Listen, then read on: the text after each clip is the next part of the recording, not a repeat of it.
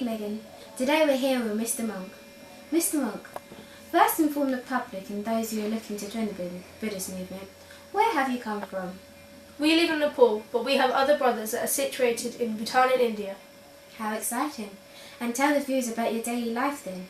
In the morning, we have to wake up early at 5:45. We get dressed and go for morning prayer. Morning prayer is an hour and a half.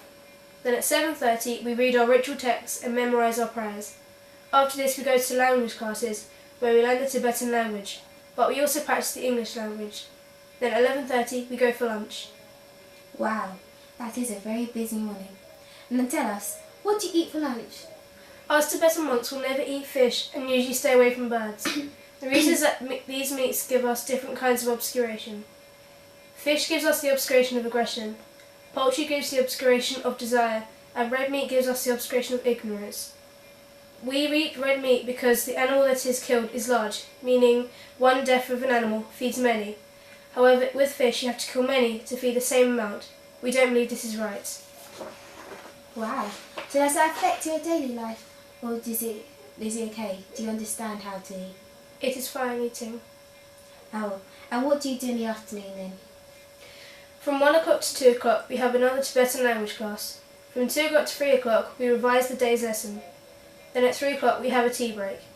3 o'clock to 5 o'clock is revision and recitation of memorization of the prayers and ritual texts. We then have another break. From 7 o'clock to 9 o'clock, evening prayer and recitations again. From 9 o'clock to 9:30 we have self-study.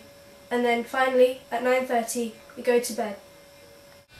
Before the break, we learnt about the Tibetans' daily life. Now, Mr. Monk will tell us all about the monks' clothing. Yes, we Tibetan monks have the most elaborate Buddhist robes in the mysterious form of Buddhism. Like Tibetan Buddhist art, Tibetan robes tend to be very colourful. The colour varies according to the particular sect.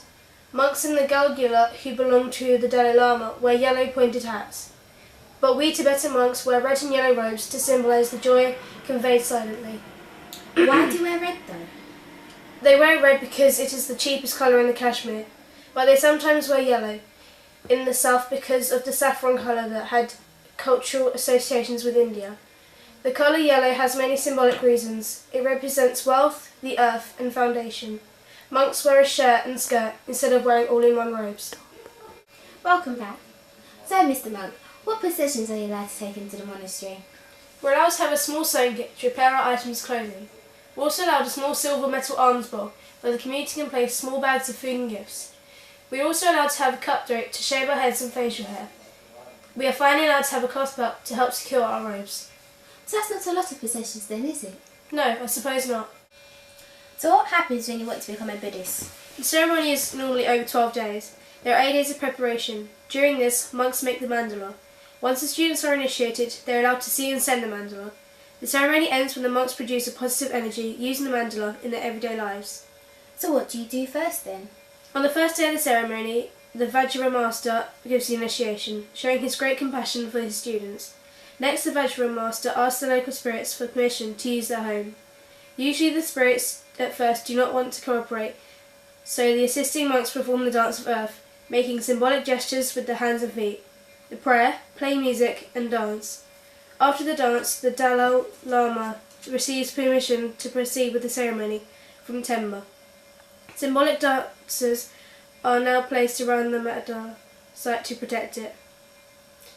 Making 3 parallel lines, the Dalai Lama then puts his first grains of red, white and black sand near the centre of the mandala. These 3 lines represent the body, speech and mind of Buddha. A wooden scraper called the shinga is used to straighten the lines to fix any errors. Then what happens? On the 9th day, after the Dalai Lama and the monks finish their morning prayers and meditation, the students arrive for the first time. Those who wish to be initiated in the practice of the Kalakratya teachings take a vow of compassion toward all living things, to work for the benefit of others, and never to reveal the secrets of the mandala. The students are each given 2 stalks of kusha grass because of what Buddha sat on. This will help the students to remember the study of their dreams that night. Next, the Vajra master gives the students what are called the 7 childhood initiations. These initiations will help students to be reborn during the ceremony as ideal persons fit fit to enter the perfect world of the mandala. Each initiation corresponds to a significant event of the life of the child. The 7 initiations represent the child's receiving name, having a first bath, getting the first haircut, first experiencing the 5 senses, getting pierced ears, saying the first word, and learning to read. The last part of the ceremony, the Dalai Lama says prayers. Well, that's all very enlightening. Thank you, Mr. Monk, and back to you in the studio.